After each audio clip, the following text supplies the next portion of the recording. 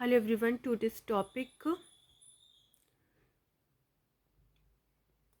examinations importance question unit first objective question first निम्न में से हेल्थ की सबसे अधिक मान्य परिभाषा किसके द्वारा की गई है। फर्स्ट ऑप्शन है विश्व स्वास्थ्य संगठन द्वारा, सेकंड है इंडियन रेड क्रॉस सोसाइटी के द्वारा और थर्ड है ऑक्सफोर्ड इंग्लिश डिक्शनरी के द्वारा और डी है हमारा वेबस्टर के द्वारा। तो हमारा राइट आंसर होगा विश्व स्वास्थ्य संगठन द्वारा। सेकंड है हमारा निम्न में से कौन सी स्वस्थ अवधारणा बीमारी के रोगाणु सिद्धांत पर आधारित है। फर्स्ट है हमारा जैविक चिकित्सीय अवधारणा, सेकंड है हमारा मानव वैज्ञानिक अवधारणा, थर्ड है हमारा सामाजिक आर्थिक अवधारणा और फोर्थ है हमारा उपयुक्त में से किसी में से भी नहीं। तो ये मनोवैज्ञानिक तो होगा नहीं क्योंकि वो ह्यूमन से रिलेटेड होता है और सामाजिक भी नहीं होगा क्योंकि वो सोशल से रिलेटेड रहता है।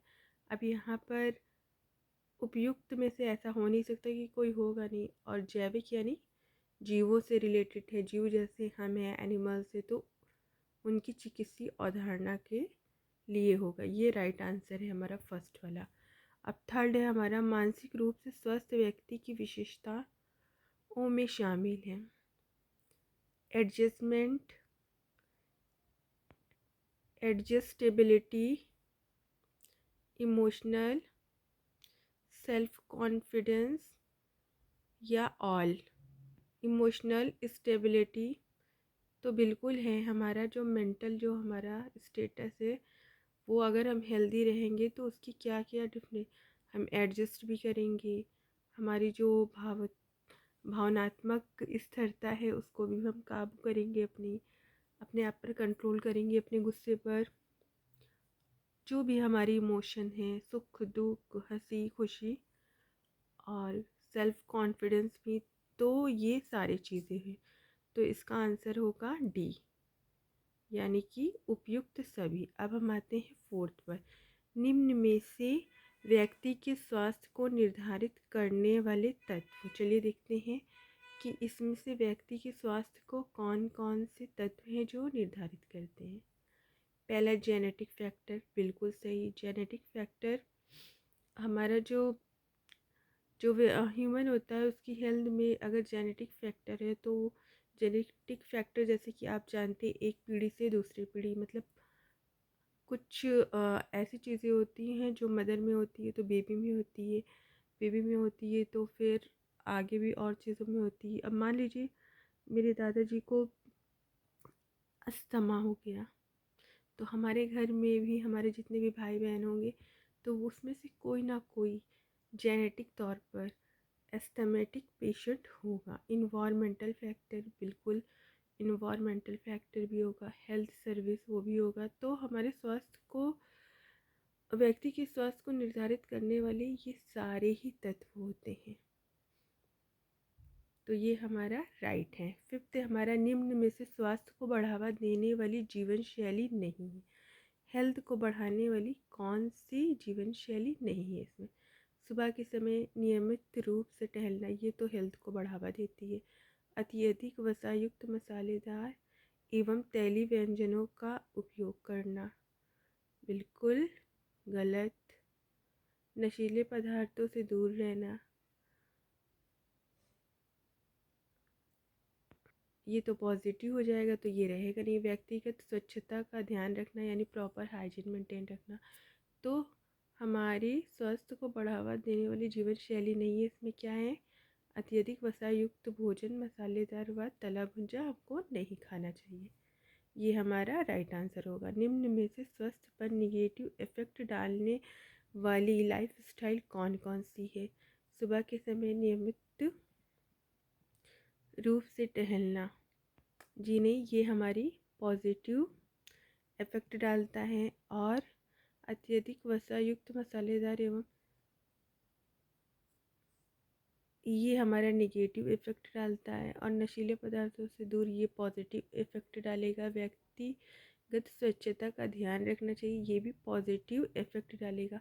तो यहाँ पे दोनों क्वेश्चन का आंसर एक है, लेकिन क्वेश्चन को दो तरह से बताया गया है। तो अगर इस तरह से भी कोई क्वेश्चन आ जाए तो आप घबराइए मत, इसको सॉल्व करिए। बहुत ज़्यादा आप फैट खाएंगे तो आपको फैटी लीवर हो जाएगा। मसालेदार खाने से आपको पाइल्स वगैरह की दिक्कत हो जाएगी, और जैसे भी बहुत ऑयली खाने से आपको पिंपल्स वगैरह की दिक्कत हो जाएगी, कॉन्स्टिपेशन की। तो ये हमारी लाइफ को निगेटिव इफेक्ट डाल रहा है। सेवन्थ है हमारा, निम्न में से प्रभावी स्वास्थ्य देखभाल के लक्षणों में शामिल है रिलीवियंस, एडिक्वेंसी, कम्प्रिहेंसिवनेस। इसमें से सभी है जो हमारी हेल्थ के लक्षणों में शामिल है। एट्थ है हमारा, प्राथमिक स्वास्थ्य देखभाल के घटकों में शामिल है उपयुक्त पोषण को प्रोत्साहन। जी हाँ, हमें सारे भी न्यूट्रिएंट्स जितने भी होते हैं, जितना हमारी बॉडी में चाहिए हमको वो लेना चाहिए। और इम्यूनाइजेशन, टीकाकरण, मातृ एवं शिशु, हाँ, मदर और बेबी की केयर, मतलब ये सारे ही हैं। नाइन्थ, निम्न में से प्राथमिक स्वास्थ्य देखभाल के सिद्धांतों में शामिल नहीं है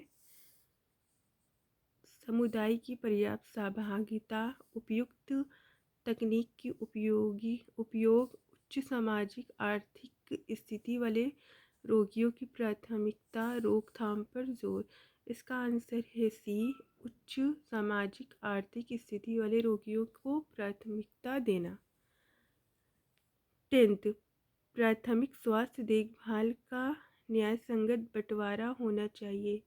यहाँ न्यायसंगत बंटवारे का क्या मीनिंग है, चलिए देखते हैं। फर्स्ट है हमारा, रोगियों को केयर प्रोवाइड करने से पहले एएनएम को न्यायालय जाना चाहिए। बी है हमारा, रोगियों की देखभाल में स्थानीय पंचायतों के फैसले को दिमाग में रखना चाहिए। सी है हमारा, प्राथमिक स्वास्थ्य देखभाल के क्रियान्वयन यानी इम्प्लीमेंटेशन में रिलीजियंस, कास्ट और सेक्स, सामाजिक आर्थिक स्थिति आदि के नाम पर किसी भी प्रकार का भेदभाव नहीं करना चाहिए। और डी है हमारा, उपयुक्त में से कोई नहीं। जी नहीं, इसमें हमारा सी राइट है। मान लीजिए हमारे हॉस्पिटल में कोई पेशेंट आए तो हमें उसके साथ कोई भी भेदभाव नहीं करना चाहिए। 11th है हमारा, निम्न में से सत्य कथन। स्वास्थ्य एवं बहुक्षेत्रीय अप्रोच है। व्यक्ति का पोषण स्तर उसके स्वास्थ्य पर महत्वपूर्ण प्रभाव डालता है। व्यापकता एवं पर्याप्तता प्रभावी स्वास्थ्य देखभाल के लक्षणों में शामिल है। जी हाँ, ये उपयुक्त सभी कथन जितनी भी इसमें बातें कही जा रही है ये सब सत्य है।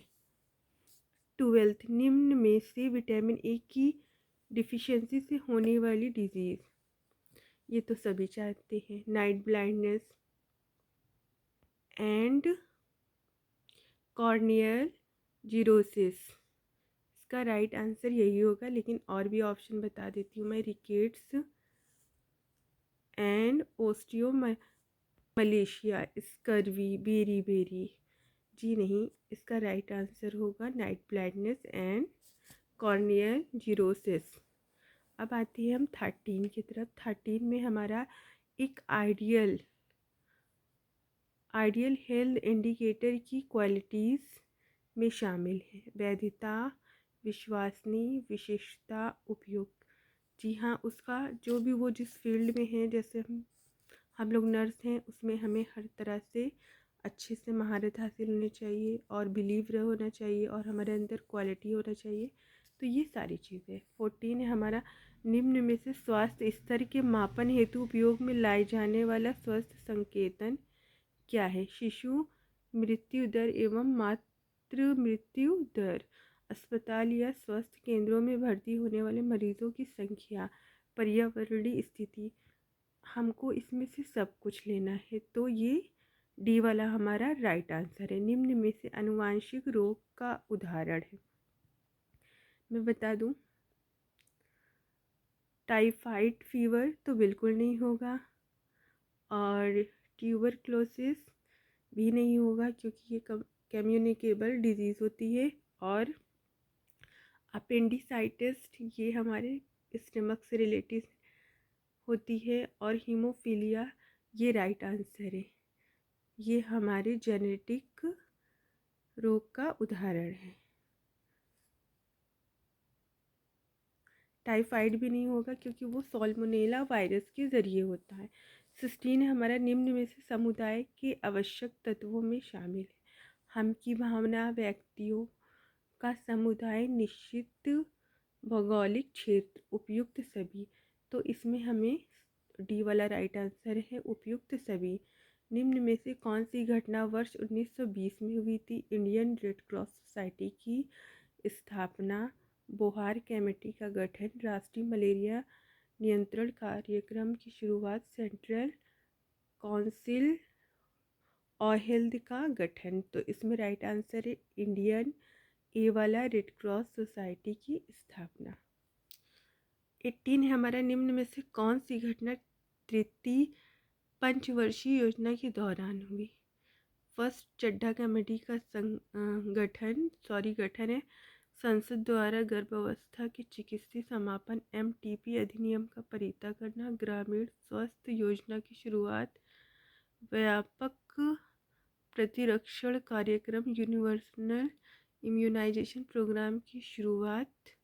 तो इसमें हमारा राइट आंसर है फर्स्ट, चड्ढा कमेटी का गठन।